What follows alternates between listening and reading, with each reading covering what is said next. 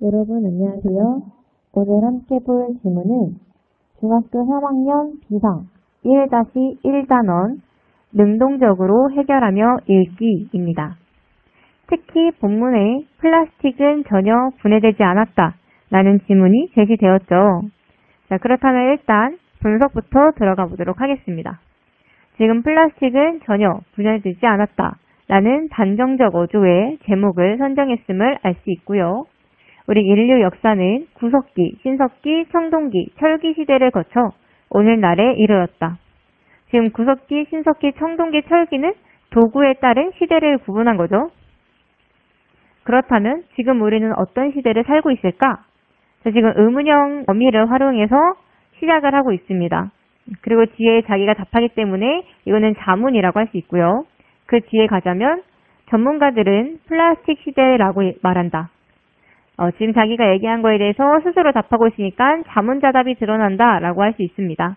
자, 플라스틱 시대라는 건 뭐냐면 플라스틱을 많이 사용하는 현대사회의 특성을 강조한 시대라고 볼 수 있습니다. 플라스틱을 많이 사용하는 상황을 지금 비유한 시대인 거죠. 자, 윗글에 대한 설명을 묻는 문제에 의문문을 사용하여 독자의 흥미를 불러일으킨다는 옳은 선지가 출제되었습니다. 자, 전자제품뿐 아니라 각종 주방용품이나 생활용품 등 다양한 물건에 플라스틱이 쓰이고 있기 때문이다. 자, 우리 지금 플라스틱 시대라고 불리는 이유에 대해서 제시되어 있습니다. 이런 상황은 플라스틱 시대라 불릴 만큼 플라스틱을 많이 사용하는 상황이 되는 거죠. 이런 상황에서 과연 플라스틱이 없는 생활을 상상할 수 있을까? 자, 질문을 통해 독자의 흥미를 유발하고 집중을 유도하고 있습니다.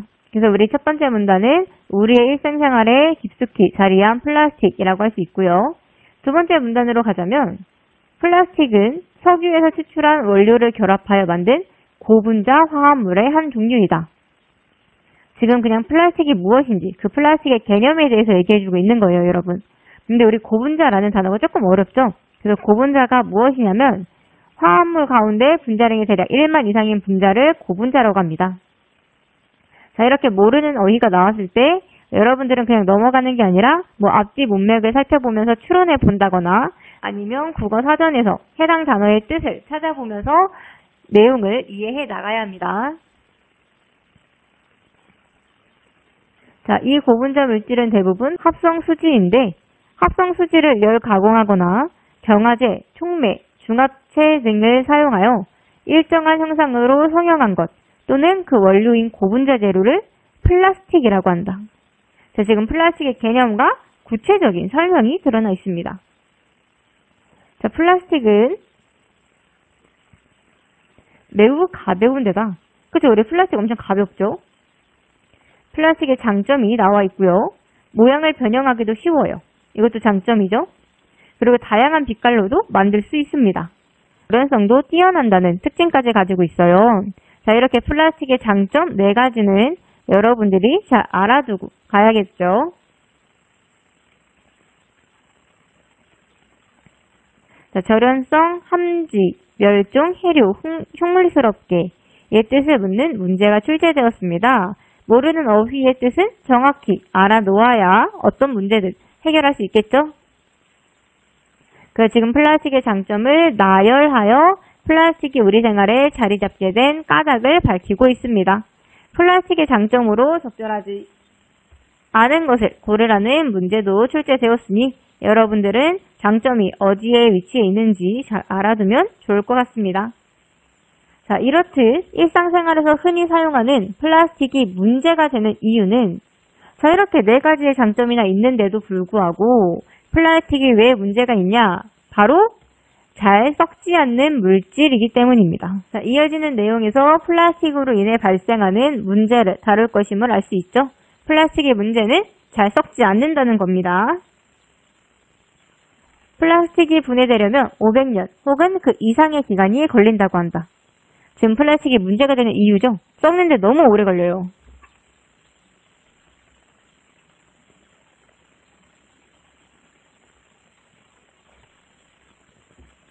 그 플라스틱의 문제점을 묻는 문제에 플라스틱은 잘 썩지 않기 때문에 분해되려면 500년 이상의 기간이 걸린다는 옳은 선지가 출제되었습니다. 자, 어떤 전문가들은 플라스틱이 분해되는 기간을 정확히 알 수 없다고도 말한다. 즉, 플라스틱이 만들어진 지 100년 정도밖에 되지 않았다는 점을 감안하면 인간이 생산한 플라스틱은 아직 어딘가에 아직 그대로 남아있는 것이다.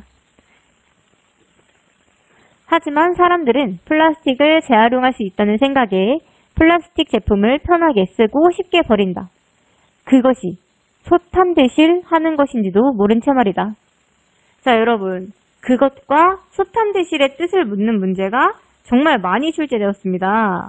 그것이라는 것은 일단 앞에 제시된 부분인 플라스틱 제품을 편하게 쓰고 쉽게 버린다를 가리키는 거, 그리고 소탐대실은 작은 것을 탐하다가 큰 것을 잃는다는 건데, 그렇다면 소탐이라는 건 편하게 플라스틱을 쓰는 상황이고, 대실은 뭐 환경 문제나 뭐 그런 것들이 있겠죠. 자, 그러면 뒤를 보면서 대실에 속할 수 있는 것이 무엇인지 함께 보도록 합시다. 그것과 소탐대실이 의미하는 바는 여러분들이 꼭 중요하게 알아놔야 합니다. 그런 사람들의 생각과 달리 재활용되는 플라스틱의 양은 그리 많지 않다. 자, 플라스틱을 재활용할 수 있다는 일반 사람들의 통념을 반박하고 있는 거죠. 플라스틱의 문제점을 묻는 문제에 사람들의 예상과 달리 재활용되는 플라스틱의 양은 많지 않다는 옳은 선지가, 윗글에 대한 설명을 묻는 문제에 플라스틱을 재활용할 수 있다는 기존의 통념을 반박한다는 옳은 선지가 출제되었습니다. 자, 페트병, 요구르트병, 블록, 비닐봉지, 스티로폼 등도 각기 재질이 다르고 이것 외에도 플라스틱의 종류가 다양하다 보니 재질별로 선별하는 것이 쉽지 않기 때문이다. 자, 지금 이 부분은 재활용되는 플라스틱 양이 많지 않은 이유죠. 적은 이유예요, 지금.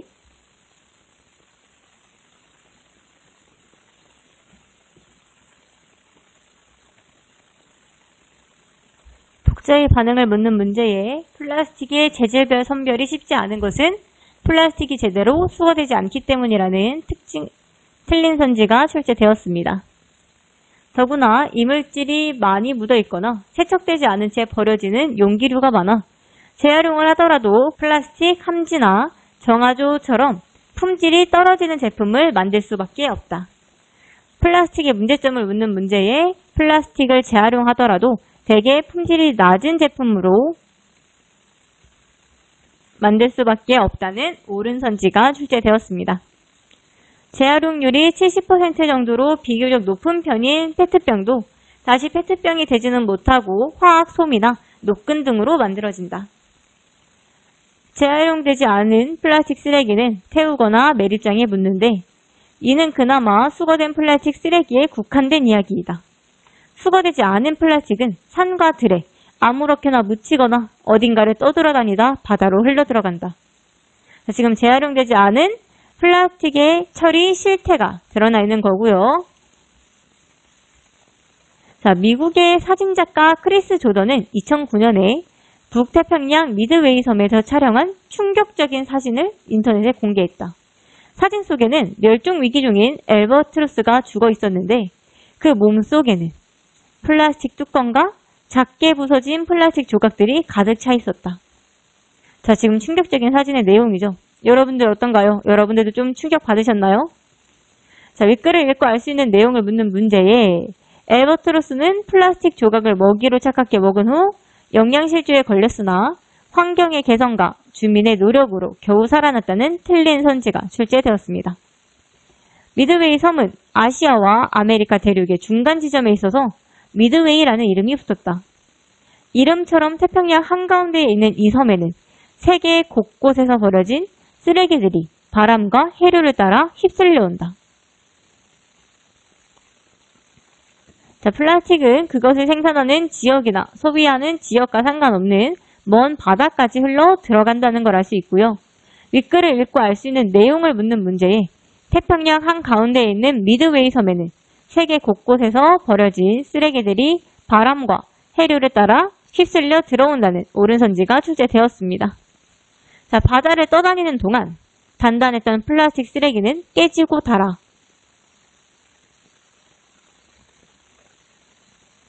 작은 크기로 부서진 채 물속을 떠다닌다. 자, 여기서 조심해야 되는 건 크기가 작아지긴 하지만 분해되는 건 아니에요. 알바트로스는 이 플라스틱을 알록달록한 빛깔에 이끌려 그것이 얼마나 위험한 것인지도 모른 채 꿀꺽 삼키고 말았던 것이다. 자, 지금 플라스틱을 먹이로 착각해서 플라스틱을 삼켜버린 알바트로스의 상황이 드러나죠. 플라스틱 조각을 먹이로 착각하여 삼킨 알바트로스는 결국 영양실조에 걸려 서서히 죽어갔을 것이다. 자, 지금 알바트로스가 플라스틱을 먹은 이유와 알바트로스가 죽은 이유를 추정하고 있습니다. 자, 그래서 이렇게 플라스틱으로 인해서 동물이 피해를 입은 사례가 드러나고요. 앞으로 2가지 정도 더 드러날 거예요. 따라서 여러분들은 어떤 사례가 있었는지 잘 알아두는 게 중요합니다. 자, 그리고 미세 플라스틱은 5mm 미만의 작은 플라스틱인데 이 부분은 여러분들이 한번 읽어보면 될 것 같으니 넘어갈게요. 자, 플라스틱은 또 다른 멸종위기종인 붉은 바다거북이의 생존도 위협하고 있다. 산란기를 맞은 바다거북은 많으면 한 번에 100개가량의 알을 7번까지 낳는다.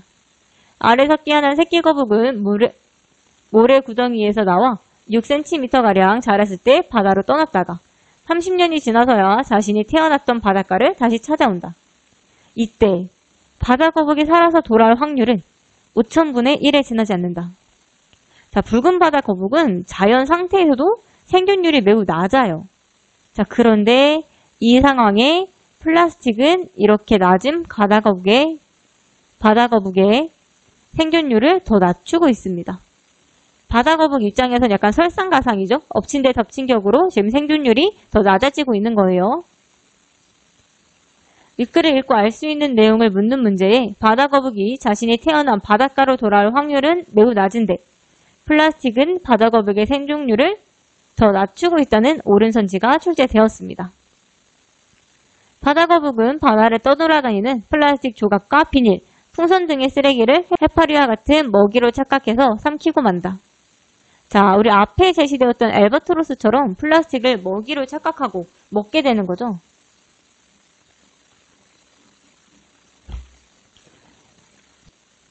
소화되지 않는 쓰레기를 먹은 바다거북은 영양분을 흡수하기는커녕 화학물질만 몸속에 쌓여 이상행동을 보이기도 하고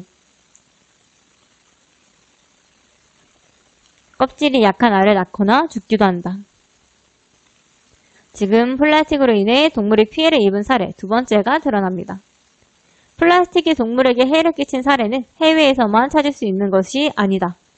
2012년 8월 제주 김영 앞바다에 지금 구체적으로 국내 사례에 대해서 얘기를 해줄 거예요. 그리고 제주 김영 앞바다에 어린 암컷 뱃머리 돌고래가 바닷가로 떠밀려왔다. 해양경찰과 지역 주민들은 마르고 기운이 없어 보이는 뱃머리 돌고래를 치료했지만 이 돌고래는 구조된 지 얼마 지나지 않아 그만 죽고 말았다. 사람들은 돌고래가 죽은 원인을 밝히기 위해 이 돌고래를 부검했는데 이 돌고래는 근육량과 지방층이 부족했고 팽창한 윗속에는 비닐과 엉킨 끝뭉치가 들어있었다. 뱃머리 돌고래는 윗속에 들어있는 이와 같은 이물질 때문에 먹이를 제대로 먹지 못하다가 결국 영양이 부족하여 죽은 것이다. 자, 윗글을 읽고 알 수 있는 내용을 묻는 문제에 뱃머리 돌고래는 비닐과 끝뭉치를 먹은 후 다른 먹이를 제대로 먹지 못해 영양이 부족하여 죽었다는 옳은 선지가 출제되었습니다. 자, 이렇게 지금 플라스틱 때문에 동물들이 피해를 입고 있는 사례가 드러나요. 자, 하지만 플라스틱이 동물에만 피해를 입히는 건 아닙니다. 해양 쓰레기의 60에서 80%는 플라스틱이 차지하고 있다. 플라스틱 쓰레기는 바다를 떠다니다가 잘게 부서져 새와 바다거북, 돌고래와 같은 동물들에게 해를 끼치고 있다. 또한 흉물스럽게 버려진 플라스틱 쓰레기는 자연경관을 해쳐 관광산업에도 피해를 주며 자, 이제 인간에게 피해를 입히고 있는 거죠. 선박의 안전도 위협한다. 그뿐만 아니라 사람의 눈에 잘 보이지 않는 미세 플라스틱은 물고기의 내장이나 싱싱한 굴 속에도 유입되어 우리의 식탁에 오른다. 결국은 우리의 건강까지 위협하는 것이다. 자, 플라스틱 사용으로 인한 피해가 아닌 것을 고르라는 문제가 출제되었습니다. 따라서 여러분들은 플라스틱이 동물에게 미치는 아니면 인간에게 미치는 다양한 피해 사례들을 알아두는 게 중요하겠죠. 자, 이제 별로 안 남았어요. 지질시대에 만들어진 석유는 지구가 매우 오랜 기간에 걸쳐 만들어낸 소중한 자원이다. 하지만 우리는 이 소중한 석유를 겨우 10분가량 사용할 플라스틱으로 만들었다가 다시 수백 년 동안 분해되지 않는 쓰레기로 만들고 있다. 길바닥에 나뒹구는 쓰레기로, 바다를 떠다니는 해양 쓰레기로, 매립장에 가득 쌓인 쓰레기로 말이다. 지금까지 사람들이 만들어낸 모든 플라스틱 쓰레기는 썩지 않고 이 지구 어딘가에 존재하고 있다. 그런데도 계속해서 플라스틱을 이렇게 편하게 쓰고 쉽게 버려도 될까? 자, 지금 질문의 형식을 통해 독자의 경각심을 불러일으키고 있습니다. 자문하는 거죠? 스스로 묻고 있는 거예요. 손이 닿는 곳이면 어디에나 있는 플라스틱을 전혀 사용하지 않고 생활하기는 어렵겠지만, 자, 이분도 알아요. 그게 어려운 걸 알아요.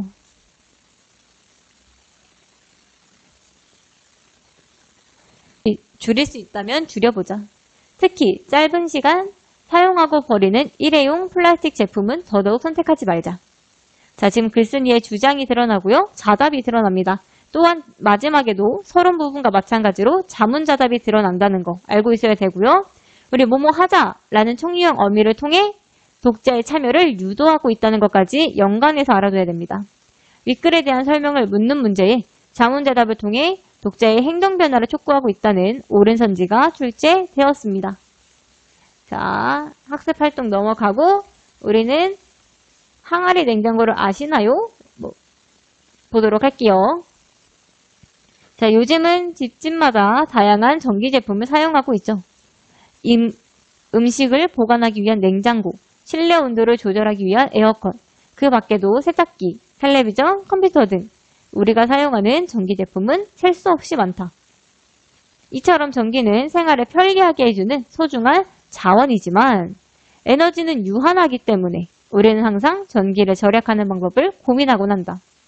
자, 우리가 전기를 절약하는 방법을 고민하는 이유가 바로 그 에너지는 유한하기 때문이죠. 끝이 있어요.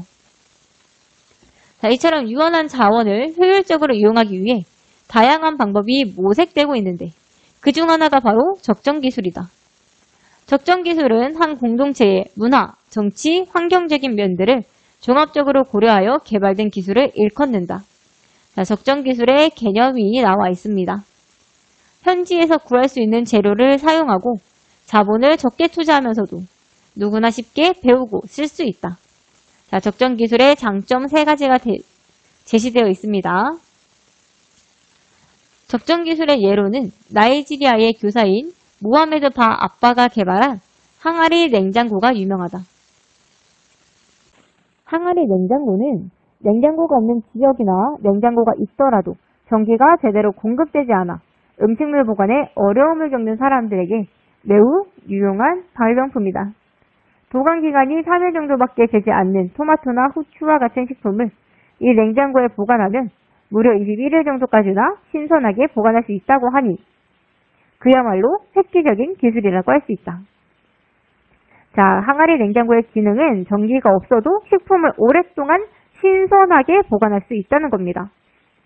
이 글의 내용과 일치하는 것을 찾으라는 문제에 항아리 냉장고는 식품 보관 기간을 획기적으로 늘렸다는 옳은 선지가 출제되었습니다. 자, 그렇다면 항아리 냉장고의 원리 한번 볼까요? 먼저 큰 항아리 속에 작은 항아리를 집어넣어요.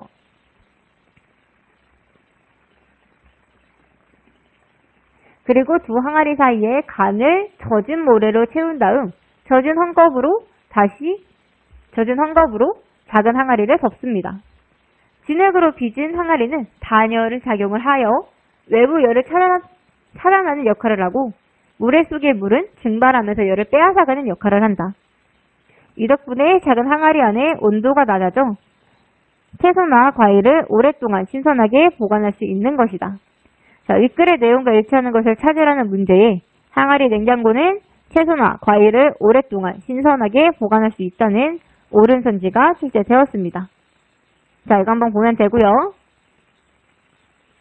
또 다른 예로는 오염된 물을 정화할 수 있는 휴대용 물 정화 장치인 라이프 스트로가 있다.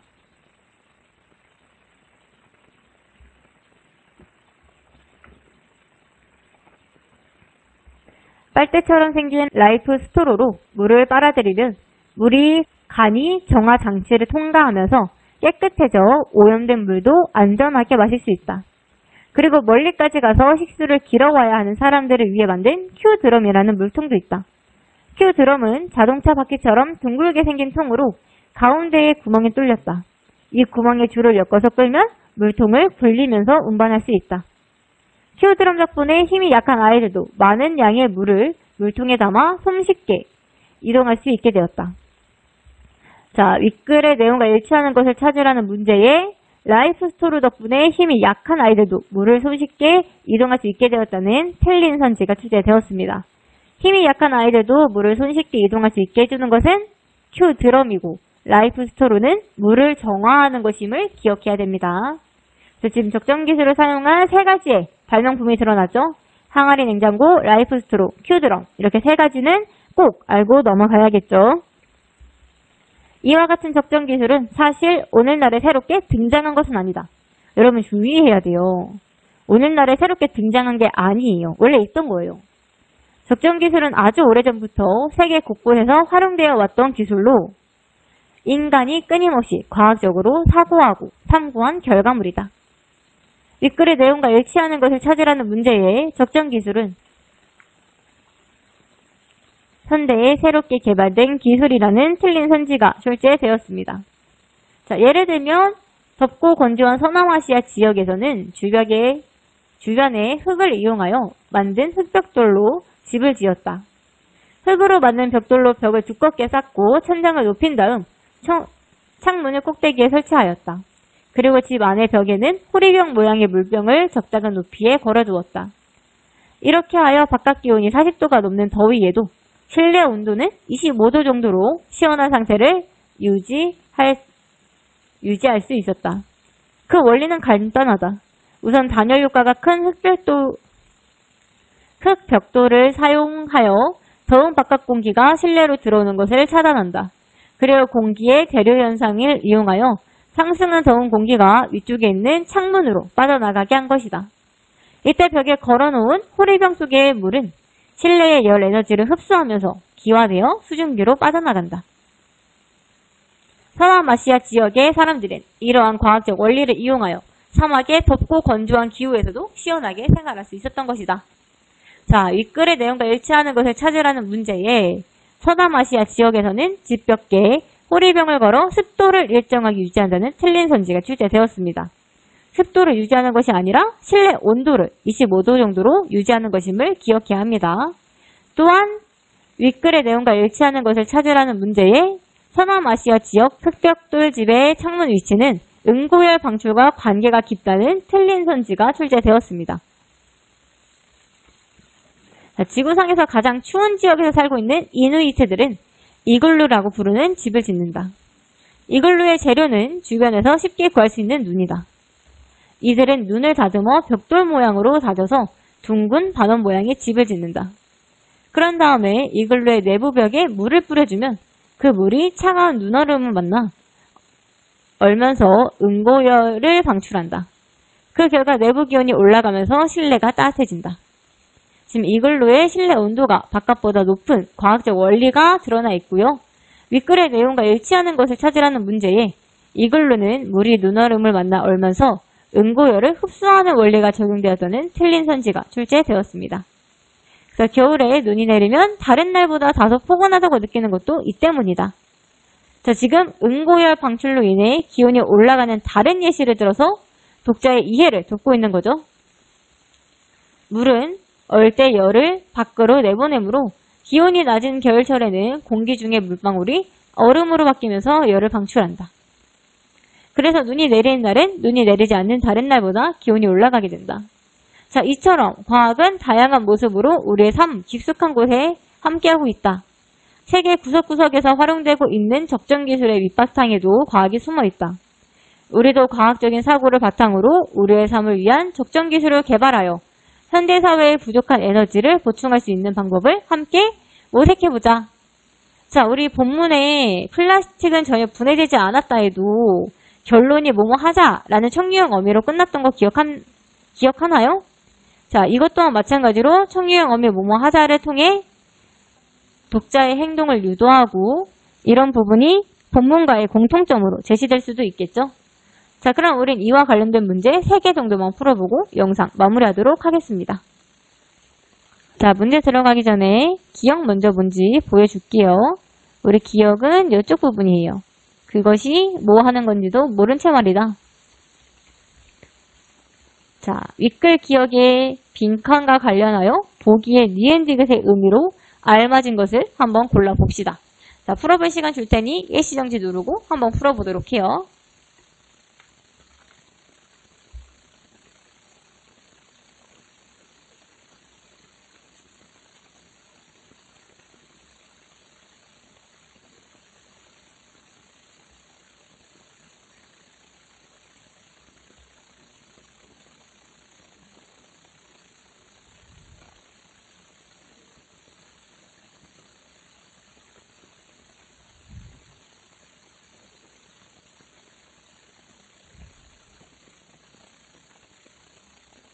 자, 3번 같이 보도록 할게요.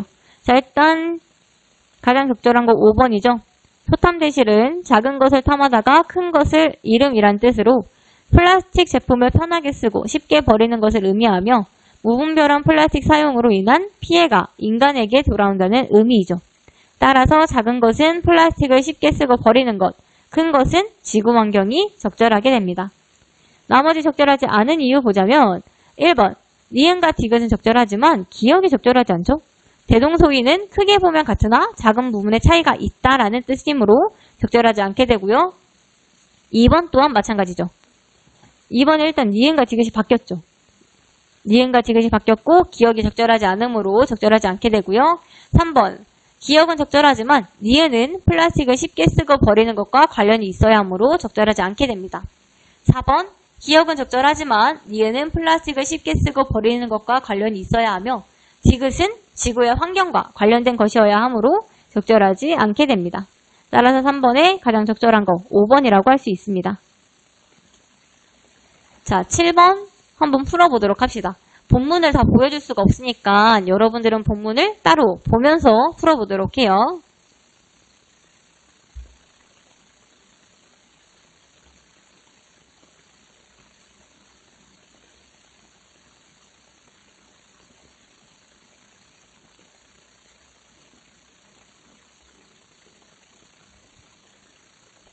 자, 7번 적절하지 않은 거 보자면 5번이죠.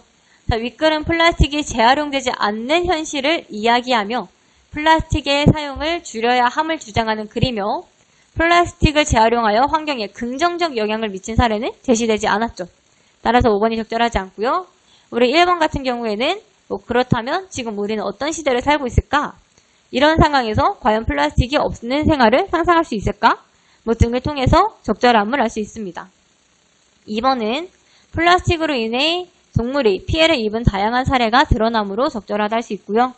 3번은 그런데도 계속해서 플라스틱을 이렇게 편하게 쓰고 쉽게 버려도 될까? 손이 닿는 곳이면 어디에나 있는 플라스틱을 전혀 사용하지 않고 생활하기는 어렵겠지만 줄일 수 있다면 줄여보자 등을 통해서 확인할 수 있습니다. 4번 사람들의 생각과 달리 재활용되는 플라스틱 양은 그리 많지 않다. 를 통해서 적절함을 알 수 있죠. 따라서 7번에 적절하지 않은 거 5번이었습니다. 자, 마지막 문제죠. 마지막 문제는 17번 문제 풀어보도록 할게요. 자, 17번도 풀어볼 시간 줄 테니 일시정지 누르고 한번 풀어봅시다.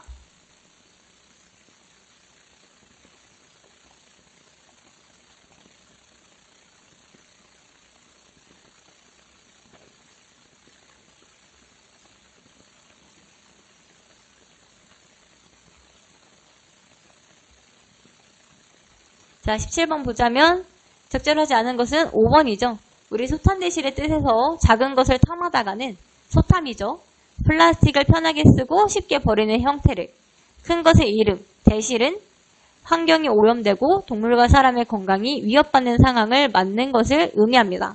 따라서 대실이 의미하는 바는 환경 오염이나 동물과 사람의 건강이 위협받는 상황과 관련되어 있어야 함을 알 수 있죠. 하지만 5번은 본문에 제시되어 있지도 않고 환경 오염이나 동물, 사람의 건강이 위협받는 상황과도 관련이 없으므로 적절하지 않게 됩니다. 자, 나머지 적절한 이유 1번 선박의 안전을 위협하는 것은 사람을 위협하는 경우에 해당하죠. 2번 같은 경우는 동물을 위협하는 경우고요. 3번은 자연에 부정적인 영향을 끼치는 경우라고 할 수 있습니다. 4번은 사람의 건강과 동물을 위협하는 경우니까 적절하게 되죠. 따라서 적절하지 않은 거 5번이었습니다. 자, 그렇다면 우린 바로 1-2단원으로 넘어가도록 할게요. 그렇다면 그 다음 소단원인 설득의 힘을 기르는 토론으로 넘어가 보도록 하겠습니다. 일단 출제 유형 베스트 먼저 보자면 첫 번째로 토론 참여자의 주장과 근거를 묻는 문제가 가장 많이 출제되었습니다. 당연히 토론이다 보니까 각 찬성 측과 반대 측의 주장과 근거가 무엇인지 정확하게 알아놔야 하며 이해학습 2번과 관련해 토론 참여자들이 상대 측의 근거를 비판하는 이유를 묻는 문제 또한 많이 출제되었습니다. 두 번째로 고전적 토론의 방법이나 순서를 묻는 문제가 출제되었습니다. 아마 여러분들이 반대신문식 토론이 가장 익숙할 수 있지만 해당 토론은 고전적 토론이라는 것을 알아두고 세 번째로 사회자의 역할 또한 알아두면 될 것 같습니다. 그러면 지문 분석부터 들어가자면 우리가 다룰 논제는 교실에서의 에어컨 사용을 자율화해야 한다. 토론의 논제는 가치 중립적인 단어를 사용하고 긍정의 평서문이어야 합니다. 토론의 논제로 적절한 것을 고르라는 문제가 출제되었습니다. 토론이 무엇인지 한번 보면 되고 고전적 토론이라는 것은 찬성 측과 반대 측이 각각 두 번의 입론과 반론을 펼치게 됩니다. 그래서 이 해당 순서를 물어보는 게 문제로 출제되었으니 여러분들이 잘 알아놔야 하며 고전적 토론 진행 방식을 묻는 문제에 찬성 측의 입론이 먼저 시작된다. 반론은 반대측부터 시작하며 양측이 각각 두 번씩 실시한다와 같은 오른선지가 찬성 측 입론 두 번이 끝난 후 반대측 입론을 한다는 틀린 선지가 출제되었습니다. 또한 고전적 토론에 대한 설명을 묻는 문제에 입론에서는 상대측 주장을 조리 있게 비판한다와 같은 틀린 선지가 반론에서는 상대측 주장의 논리적 허점을 지적한다는 옳은 선지가 출제되었으니 입론과 반론에 대한 설명도 무조건 알아놔야 합니다. 자, 그럼 사회자 역할부터 가도록 하겠습니다. 자, 일단 우리 사회자 양세민이라는 사람은 우리 학교는 전체 학급의 냉방 상태를 중앙에서 제어하는데요. 뭐 이런 것들에 따라서 학생들의 불만이 높아지면서 학생들 스스로 에어컨의 온도를 조절할 수 있게 해달라는 목소리가 높아지고 있다. 라고 토론을 하게 된 동기 및 취지를 설명하고 있습니다. 자, 그래서 오늘은 이러한 논제로 토론을 하겠다라고 하면서 논제 제시와 함께 토론의 시작을 알리고 있고요. 먼저 찬성 측 입론을 들어보겠습니다 하면서 토론자들의 발언 순서를 짚어주며 발언권을 부여하고 있죠. 토론에 드러나는 사회자의 역할은 여러분들이 꼭 알고 넘어가야 됩니다. 그래서 첫 번째로 찬성 측 입론부터 가자면 우리 입론은 항상 찬성 측이 먼저 하게 돼요. 우리 학교 학생들을 대상으로 실시한 설문조사에서 약 72%의 학생들이 교실이 너무 덥다고 응답했습니다. 지금 주장에 대한 근거로 설문조사 결과를 들어 문제 상황을 제기하고 있죠. 구체적인 조사 결과를 근거로 들어 신뢰성을 얻고 있습니다. 또한 헌법 제10조는 모든 국민은 인간으로서의 존엄과 가치를 지니며 행복을 추구할 권리를 가진다라고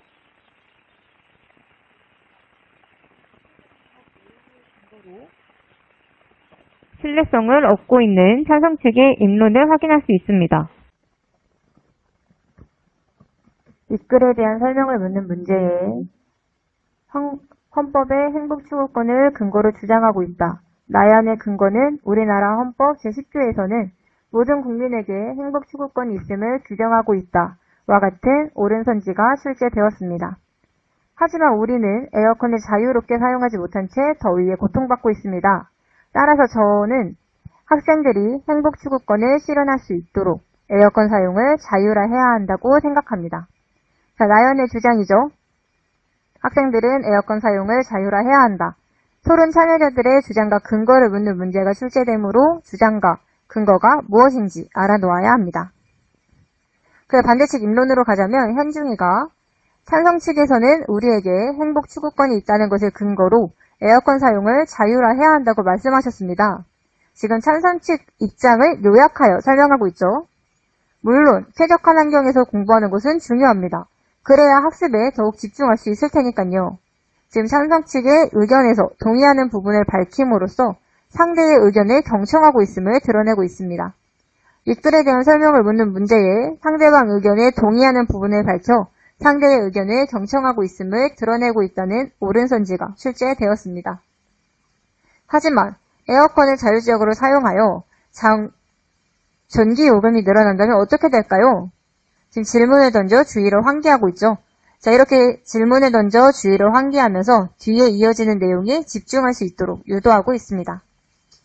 행정실장님 말씀에 따르면 지금 행정실장님이라고 구체적인 인물의 말을 인용하고 있죠. 학교 운영 예산에서 전기요금이 차지하는 비율은 약 10%인데 여름철에는 에어컨 사용으로 그 비율이 많이 올라간다고 합니다. 지금 학교 관계자의 말을 인용하여 근거의 신뢰도를 높이고 있습니다. 학교를 운영하는 예산은 한정되어 있는데 에어컨을 자율적으로 사용하면 전기요금이 더 올라갈 것이고 그만큼 학생들을 위한 교육 예산은 줄어들 수밖에 없습니다. 지금 현중의 근거는 한정된 학교의 운영 예산에서 전기요금의 비율이 커지면 학생들을 위한 교육 예산이 줄어들 수 있다는 거고요. 자, 이렇게 교육 예산이 줄어들면 결국 우리는 다양한 지식을 배우고 활동을 경험할 수 있는 기회, 즉 학습권을 잃게 됩니다. 그래서 저는 중앙에서 에어컨을 관리하는 방식을 유지해야 한다고 생각합니다. 자, 현중에는 반대측이니까 에어컨 사용을 자율하면 안 된다. 중앙에서 에어컨을 관리해야 한다. 라는 걸 주장으로 내세우고 있습니다. 자, 사회자 다시 보자면 사회자가 지금까지 학생들의 권리를 보호하기 위해 에어컨 사용을 자율화해야 한다. 라는 쟁점으로 찬성 측과 반대 측이 각각 입론을 펼쳤습니다. 라고 지금 쟁점을 확인하면서 그 다음 순서를 진행하고 있죠. 자, 이런 쟁점 같은 것도 빈칸을 뚫어두고 적절하게 들어갈 말을 찾으시오, 아니면 적절하게 들어갈 말을 쓰시오 라는 문제가 많이 출제되었으므로 여러분들이 쟁점 또한 정확하게 알고 있어야 됩니다. 자, 찬성 측 입론 두 번째를 보자면 미르가 반대 측에서도 말씀하셨다시피 쾌적한 환경일 때 우리는 공부에 더욱 집중할 수 있습니다. 지금 현중이 찬성 측 입론에서 동의한다고 한 부분을 찬성 측 입론 2에서 재언급한 부분이죠. 미국의 한 경제연구소에서 2005년부터 2011년까지 시행된 중국의 입학시험 점수를 분석한 결과 자, 지금 권위 있는 기관의 연구 결과를 제시하여 주장의 신뢰도를 높이고 있습니다. 그래서 미르는 학습 효과를 높이기 위해서라도 에어컨 사용을 자율화하여 쾌적한 교실 환경을 유지해야 한다라는 게 주장이고요. 그 다음 반대측 입론 2로 가자면 정은이가 학습 효과를 높이는 건 물론 중요한 일이겠죠. 하지만 우리에게 공부만이 전부인가요? 라고 질문의 방식을 활용하여 청중의 집중을 유도하고 있습니다. 자, 이 세상에는 우리가 지켜야 할 것들이 너무 많습니다. 그중 하나가 바로 지구 환경이죠. 지금 학습 효과를 높이기 위해 에어컨을 트는 것보다 지구 환경을 지키는 것이 더 중요하다라는 주장인 거죠. 여러분은 혹시 지구 생태 용량 초과의 날이라는 말을 들어보셨나요? 윗글에 대한 설명을 묻는 문제에 질문을 던져 청중들의 주의를 환기시키고 있다는 옳은 선지가 출제되었습니다.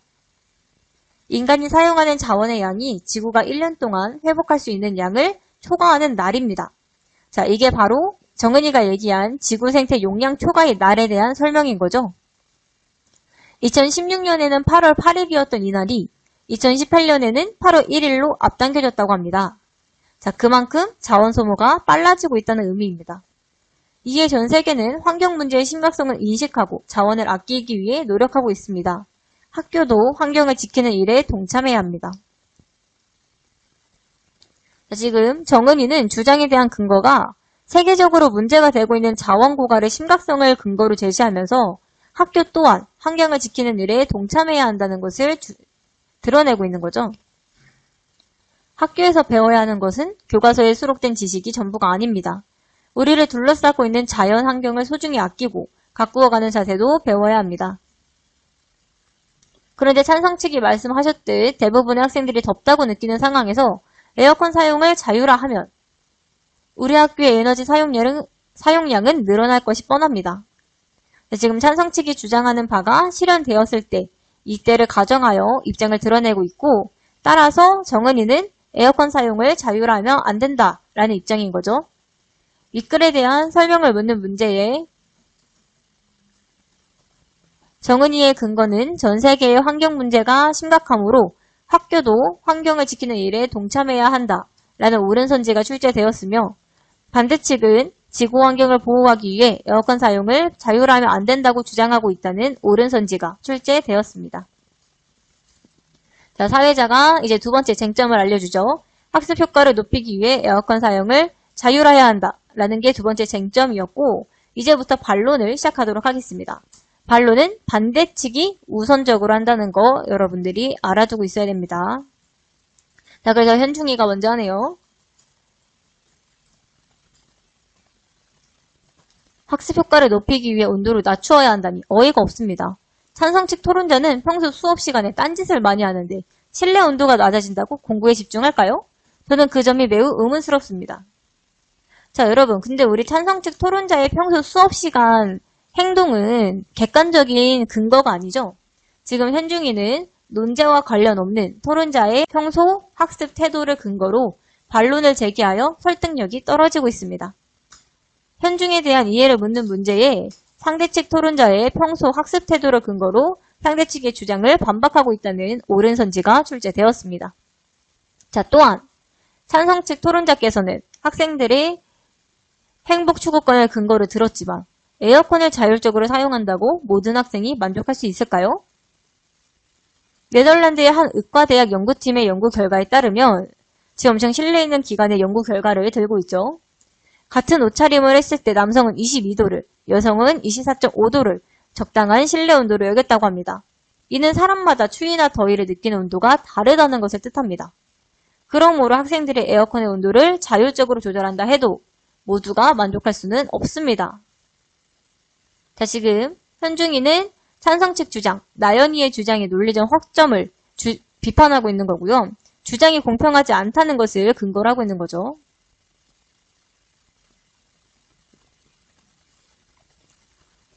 학생 대부분이 교실이 덥다고 느낀다면 과연 그들이 덥지 않다고 느끼는 소수의 학생들을 배려해 줄까요? 찬성 측에서 주장하는 대로 에어컨 사용을 자율화할 경우 벌어질 수 있는 문제 상황을 예상하여 찬성 측의 주장을 논박하고 있습니다.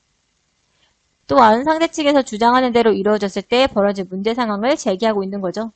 현중에 대한 이해를 묻는 문제에 상대 측에서 주장하는 대로 이루어졌을 때 벌어질 문제 상황을 제기하고 있다는 옳은 선지가 출제되었습니다. 반대 측의 첫 번째 반론은 찬성 측 토론자의 평상시 수업 태도, 그리고 두 번째로 사람마다 추위와 더위를 느끼는 온도가 다 다르다. 그래서 찬성 측의 주장은 공정하지 않다라는 거였습니다.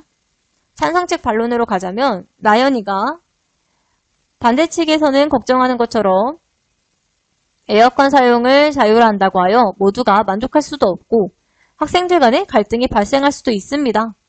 지금 성숙한 태도로 반대 측에서 제기한 문제를 어느 정도 인정해주고 있죠. 하지만 우리는 그동안 서로의 의견 차이를 조정하는 방법을 배우고 서로를 배려하며 함께 살아가는 태도를 길러왔습니다.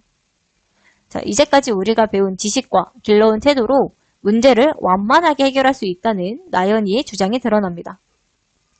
그럼 반대측에게 묻겠습니다. 학교의 설립 목적이 무엇이라고 생각하나요? 초중등교육법 제2조에 따르면 학교는 학생들을 교육하는 것을 목적으로 설립된 기관을 가리킵니다. 그런데 최근 폭염이 지속되자 일부 학교가 휴교를 하거나 단축 수업을 했다고 합니다. 폭염 때문에 어쩔 수 없이 취한 조치라고 해도 학교가 교육활동을 할 수 없는 환경을 제공한다면 문제가 있는 것이 아닐까요? 그야말로 우리의 학습권이 침해당한다는 생각이 드는군요. 지금 나연이가 반대측 현중이의 주장에서 논리적 허점을 지적하는 것으로 주장이나 근거가 합리적이지 않다는 것을 근거로 하고 있습니다. 그래서 사회자가 지금 토론자의 발언을 요약 정리하면서 순서를 지정해주고 있죠. 반대측 두 번째 반론으로 가자면 정은이가 해가 지날수록 폭염이 급심해지는 근본적인 원인은 환경오염과 지구온난화 때문입니다. 지금 정은의 발언은 내용을 묻는 문제에 환경오염과 지구온난화 문제가 폭염의 근본적인 원인이라는 옳은 선지가 출제되었습니다. 그래서 이 문제가 해결되지 않으면 학교 입장에서는 어쩔 수 없이 휴교나 단축 수업을 할 수밖에 없다. 그러면 우린 근본적으로 환경오염과 지구온난화 문제를 해결해야 되는데 그러려면 에어컨 사용을 자율하면 안 된다. 라고 정은이가 주장을 하겠죠.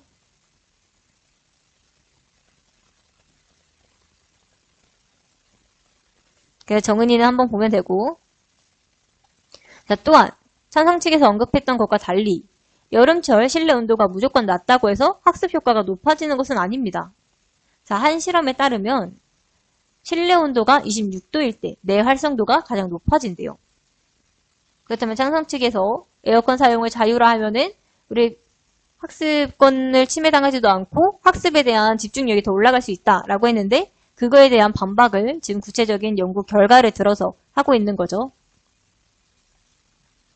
정은의 발언 내용을 묻는 문제에 뇌 활성도가 높아지면 학습과 집중력에 악영향을 미치는 베타파가 나온다는 틀린 선지가 윗글에 대한 설명을 묻는 문제에 또 다른 실험 결과를 근거로 들며 상대 측의 주장과 근거를 신뢰할 수 없다는 점을 비판하고 있다는 옳은 선지가 출제되었습니다. 그래서 마지막으로 찬성 측 두 번째 반론을 보자면 미르가 에어컨 사용을 자율화한다고 해도 무조건 낮은 온도로 설정하겠다는 것이 아닙니다. 다만 우리가 원하는 시간에 필요한 만큼 에어컨을 사용하고 싶다는 것입니다. 자, 에어컨 사용 자율화는 낮은 온도 설정이 아니라 자율적인 사용에 중점을 둔 것이라는 것을 근거로 하고 있고요. 또 에어컨 청소를 자주 하면 에너지를 절감하는 효과를 낸다고 해요. 지금 정은이 근거로 내세운 환경오염과 지구온난화에 관련한 반박을 하고 있는 거죠.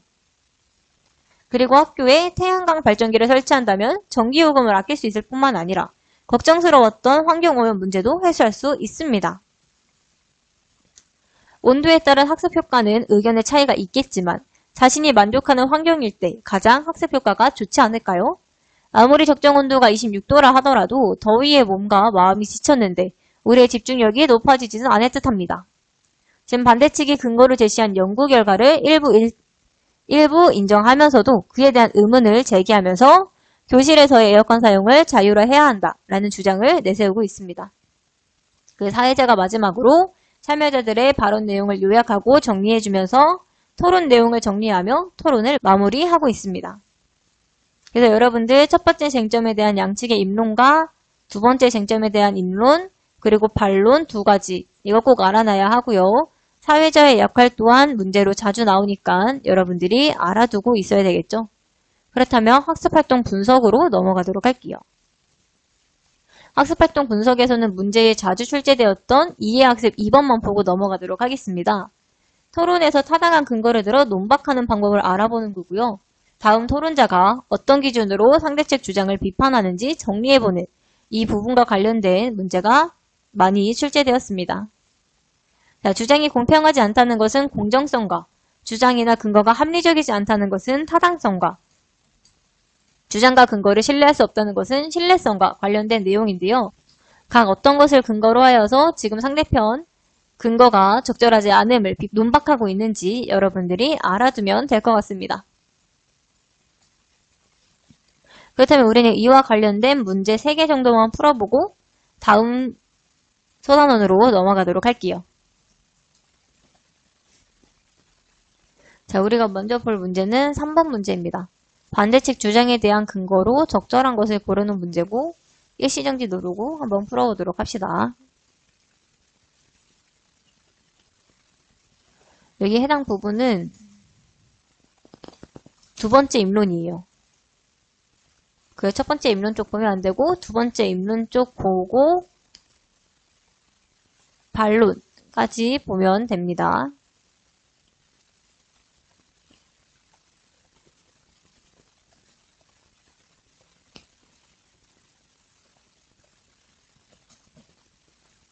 자, 3번에 근거로 적절한 것은 5번이죠.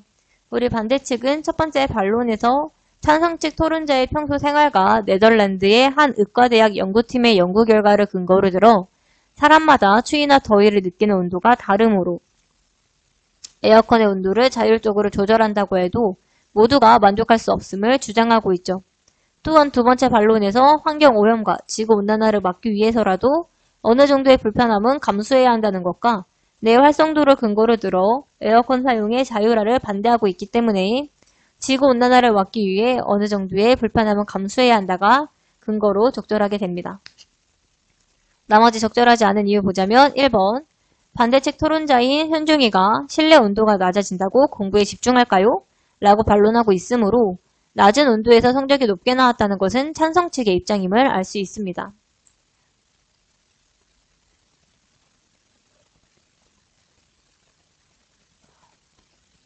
2번 학교의 설립 목적이 무엇이라고 생각하나요? 초중등 교육법 제2조에 따르면 학교는 학생들을 교육하는 것을 목적으로 성립된 기관을 가리킵니다. 라는 내용은 찬성 측 입장에서 드러나고 있기 때문에 적절하지 않게 되고요. 3번 같은 경우도 찬성 측 입장에서 드러나고 있는 거죠. 4번도 찬성 측 입장에서 드러나고 있기 때문에 반대측 주장에 대한 근거라고 볼 수 없습니다. 따라서 3번에 가장 적절한 거 5번이라고 할 수 있고요. 문제 보기 전에 기억 먼저 알려주자면 기억은 이쪽입니다. 자, 문제 우리 5번 갈 건데 5번과 같은 문제 유형이 많이 나왔어요. 여러분들이 문제 유형에 좀 익숙해지면 좋을 것 같습니다. 우리 아까 앞에서 봤던 기억에 대해 보기와 같이 반박을 하였다면 어떤 판단 기준으로 비판하였는지 그 내용으로 적절한 걸 고르는 문제입니다. 이것도 풀어볼 시간 줄 테니 일시정지 누르고 한번 풀어보도록 합시다.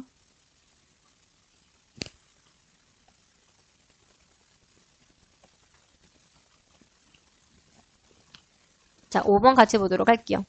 자, 보기는 학교에서 단축 수업을 하거나 휴교를 하는 것은 어디까지나 학생들의 건강을 지켜주기 위한 조치이며 건강이 상하면 학업에 좋지 않은 영향을 준다고 제시하고 있습니다. 이는 학생들을 위한 휴교나 단축 수업이 학습권을 침해한다고 주장하는 기억이 논리적으로 맞지 않음을 비판하는 것이므로 주장이나 근거가 합리적이지 않음, 즉 타당하지 않다는 점을 비판한다고 할 수 있습니다. 따라서 2번이 가장 적절하게 되고요. 자, 나머지 보자면 1번 우리 공평성에 대한 언급이나 신뢰성에 대한 언급 같은 건 드러나지 않죠. 그래서 1번이랑 3번이 적절하지 않게 되고 4번 상대 측의 오류는 지적한다고 할 수 있으나 이에 대한 대안이 제시되고 있진 않고요. 5번 개인적인 경험을 사례로 들고 있지 않기 때문에 가장 적절한 것은 2번이라고 할 수 있습니다. 마지막으로 현중의 말하기에 대한 설명으로 적절한 내용 한번 보도록 하겠습니다. 자, 제시된 부분은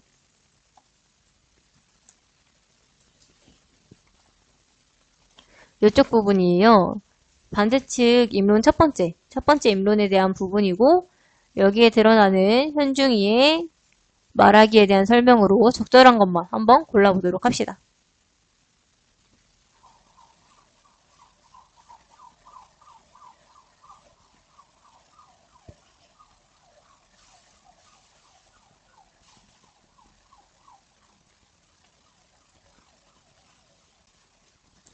자, 11번 같이 보자면 일단 기억. 여기 지금 질문을 던지고 있긴 한데 이게 상대 측의 답변을 요구하는 것은 아니기 때문에 기억은 적절하지 않게 되고요. 니은. 상대 측 의견에서 동의하는 바. 여기 있죠. 물론 쾌적한 환경에서 공부하는 거 중요합니다. 여기. 디귿. 발생할 수 있는 문제. 여기 있습니다. 우리는 다양한 지식을 배우고 활동을 경험할 수 있는 기회, 학습권을 잃게 됩니다. 리을. 권위 있는 기관의 연구 결과가 아니라 지금 학교 관계자의 말을 인용하여서 설득력을 높이고 있기 때문에 기억과 리을이 아니고 니은과 디귿이 적절하게 되죠. 따라서 3번이 정답이라고 할 수 있습니다. 그러면 우리 1단원에 대한 영상은 이것으로 마무리하고 문의사항이 있는 경우에는 유튜브 댓글로 남겨주시면 됩니다. 또한 이 모든 자료는 나무 아카데미에서 활용할 수 있으며 뒤에 나오는 구독 버튼을 눌러준다면 더 많은 정보를 빠르게 받아볼 수 있으니 구독 버튼 잊지 말아주세요. 그러면 다음 2단원 영상으로 만나도록 할게요.